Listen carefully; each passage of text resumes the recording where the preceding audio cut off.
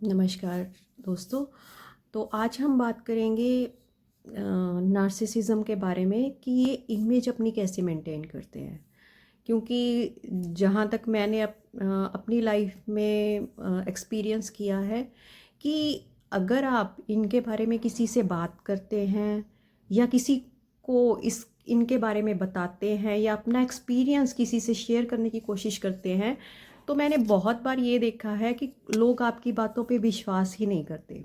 ठीक है, उनको लगता है ये हो ही नहीं सकता, ये कभी ये झूठ बोल रहे हैं या ये सिंपैथी गेन करने की कोशिश कर रहे हैं। इवन आपके खुद के भाई बहन, खुद के पेरेंट्स, वो तक इस चीज़ को बिलीव नहीं कर सकते कि जो इंसान हमारे सामने हंस खेल रहा है, इस तरह से बात कर रहा है, वो कभी इतना गलत भी हो सकता है या इस तरह से भी कर सकता है। क्योंकि ये इनकी केयरफुली क्यूरेटेड एक तरह इमेज बोल सकते हैं, क्योंकि ये अपनी इमेज इस तरह से मतलब बाहर बना के रखते हैं कि ये बहुत धार्मिक हैं, ये इनकी बहुत मॉरल वैल्यूज़ हैं और ये मॉरल वैल्यूज़ को फॉलो करने वाले इंसान हैं। ये अपने पेरेंट्स का बहुत ख्याल रखते हैं और मतलब जो भी अब ब्लेम है, अगर आप किसी से बात भी करेंगे तो वो सारा का सारा ब्लेम आप पे ही आ जाएगा। अगर आप ये बताने की कोशिश करेंगे कि ये मतलब घर पे बात नहीं करता, ये फाइनेंशियल अब्यूज़ करता है या घर पे घर का एनवायरनमेंट ख़राब करके रखता है, तो दूसरा पर्सन ये सोचेगा या दूसरे लोग ये सोचेंगे कि ये सच हो ही नहीं सकता, ये तो इतना भोला भाला, ये तो इतना शरीफ है, ये तो मंदिर जाते हैं। जहाँ तक मैंने देखा है, नार्सिसिस्ट लोग ये इमेज के बहुत मतलब इमेज को बहुत मेंटेन करके रखते हैं। ये बाहर की वैलिडेशन की इनको बहुत ज़्यादा भूख होती है, क्योंकि अपने अंदर ये खोखले होते हैं, अपने अंदर कुछ है ही नहीं है। तो अंदर से जितना खोखला है बंदा, उसको बाहर से उतनी ज़्यादा वैलिडेशन की ज़रूरत है। इसके लिए ये साइकोलॉजिकल रीज़न ये है कि इन अंदर से बिल्कुल खोखले हैं। इनको अंदर से मतलब जो चीज़ इनके अंदर नहीं है, ये बाहर से उसको पूरा करने की कोशिश करते हैं। ये सेल्फ इनके अंदर सेल्फ रिस्पेक्ट ज़ीरो है, इनकी moral ethics, moral values zero हैं। ये किसी रूल को फॉलो नहीं करते, जो भी ये बातें बोलते हैं आपको। क्योंकि हम, जहाँ तक मैंने एक्सपीरियंस किया है, अगर नार्सिसिस्ट लोग हमारी लाइफ में होते हैं तो हम इनको हायर पेडेस्टल पे रखते हैं। मतलब हम हर एक चीज़ पे, जैसे मेरी लाइफ में भी कोई है और था भी कि जिसको मैं हमेशा अपने फादर के बराबर रखती थी। फादर, जैसे फादर फिगर होते हैं एक तरह से, क्योंकि लड़कियों का एक सॉफ्ट कॉर्नर होता है हमेशा। क्योंकि मतलब जहाँ तक मेरा मेरा सवाल है, मैं अपना पर्सनल एक्सपीरियंस शेयर करूँ तो मेरे फादर मेरे लिए बहुत मतलब हायर वैल्यूज़ हैं उनकी, और मैं उनको बहुत अच्छे से, मतलब भगवान के बराबर भी बोल सकती हूँ। मैं उनको ऐसे बोलती, मतलब मेरे मन में ऐसे था उनके लिए भाव, अभी भी है। तो जब शादी के बाद मैंने, मतलब हम अगर हमारे लाइफ में शादी के बाद पहली बार कोई आता है तो वो हस्बैंड ही होते हैं मेनली।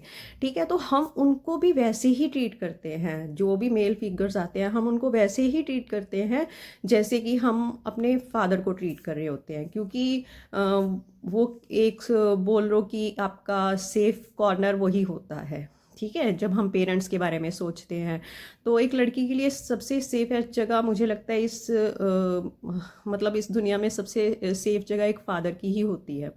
तो वही इमेज जब हम किसी दूसरे में देखने की कोशिश करते हैं, तो ये शो भी वैसे ही करते हैं कि हाँ, हम सब कुछ वैसे ही कर रहे हैं। हम आपको, क्योंकि जहाँ तक मैंने एक्सपीरियंस किया, मैं इतना ज़्यादा फाइनेंशियली डिपेंडेंट नहीं थी। मैंने डिग्री की हुई थी पर फिर भी फाइनेंशियली डिपेंडेंट नहीं थी। ठीक है, तो और ये इस तरह से मतलब जब ये शादी करते हैं तो इस तरह से बोलते हैं कि आपको काम करने की कोई ज़रूरत नहीं है, आप बस घर पे एंजॉय करो। मतलब बच्चे बच्चे देखो, घर का काम देखो, कमाने को मैं हूँ। पर उसका एक अलग मीनिंग होता है। ठीक है, वो मतलब इस तरह से इनकी पहले से ही ये उधेड़बुन होती है कि इस ये काम ना करे, बाहर ना निकले। क्योंकि अगर बाहर जाएगी तो फिर इसको लोगों से बात बात करेगी, फिर हमारी जो सारी चीज़ें हैं वो खुल जाएंगी। ठीक है। एक तरह से जो इन्होंने अपना इल्यूजन बनाया होता है, कंफ्यूजन क्रिएट किया होता है, जो ये चाले चलते हैं, क्योंकि हम बहुत देर तक तो इनको समझ ही नहीं पाती कि हमारे साथ हो क्या रहा है। हमें जब हम मतलब कि इनसे सवाल भी करने की कोशिश करते हैं तो ये ब्लेम भी हमारे पे ही डाल देते हैं कि मैंने तो ऐसा कुछ किया ही नहीं है, तुमने इसको गलत समझा है।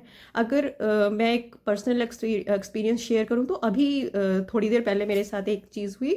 तो बहुत ज़्यादा मतलब एक था, मतलब उसमें मदर इन लॉ भी थे और ये भी थे, ठीक है। मतलब तो उन्होंने क्या किया कि बहुत ज़्यादा घर पे एक तरह से नूजियंस या मतलब गलत गलत चीज़ें बोली, ठीक है।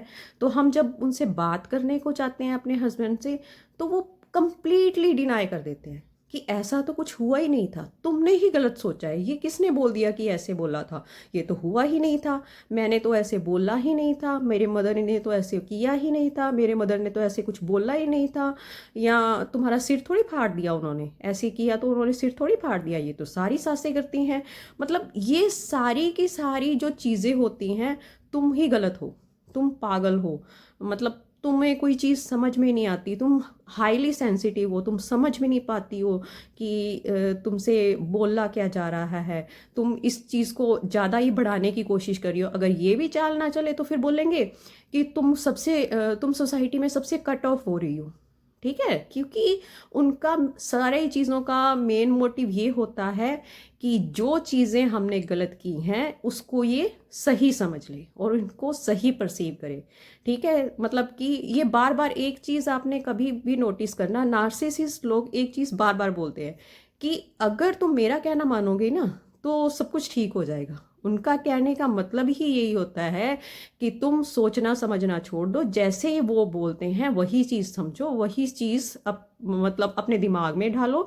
अगर तुम उससे अलग जाने की कोशिश करोगे या फिर इनको गलत बोलने की कोशिश करोगे या अपना स्टैंड लेने की कोशिश करोगे तो इनके लिए ये हो जाता है कि ये एक बिट्रेल लाइन है, मतलब ये एक लाइन को क्रॉस कर रहे हैं और इनका ये हक भी नहीं है। हम जितना भी गलत करें पर इनको वो ये कोई दूसरा इनको गलत नहीं बोल सकता, ठीक है। तो इसीलिए ये दबाने की कोशिश करते हैं बार बार कि आपने ऐसे बोल कैसे दिया, हमने तो ऐसे किया ही नहीं है, या तुम ही गलत कर रहे हो, तुम सबसे अलग होके बैठे हो, तुम फैमिली में तुम्हारी से किसी से नहीं बनती, तुम्हारा भाई ये बोलता है, तुम्हारी बहन ये बोलती है, तुम्हारे रिश्तेदार ये बोलते हैं, और मतलब कि तरह तरह की बातें, इनके बस अपनी कोई बात नहीं होती। अगर ये आपको लेट डाउन मतलब नीचे गिराने की भी कोशिश करते हैं, उसके लिए भी इनको आपके ही रिश्तेदार चाहिए होते हैं या कोई और चाहिए होता है।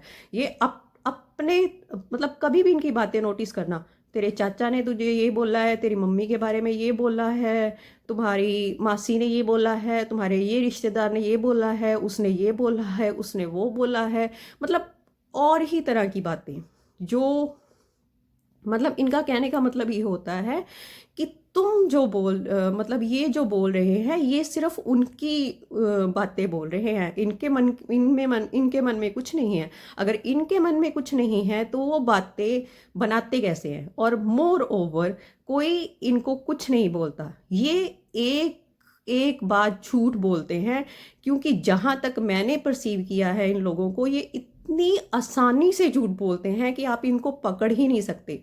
जैसे हम खाना खाते हैं, जैसे हम सांस लेते हैं, वैसे ही इनके लिए झूठ बोलना होता है।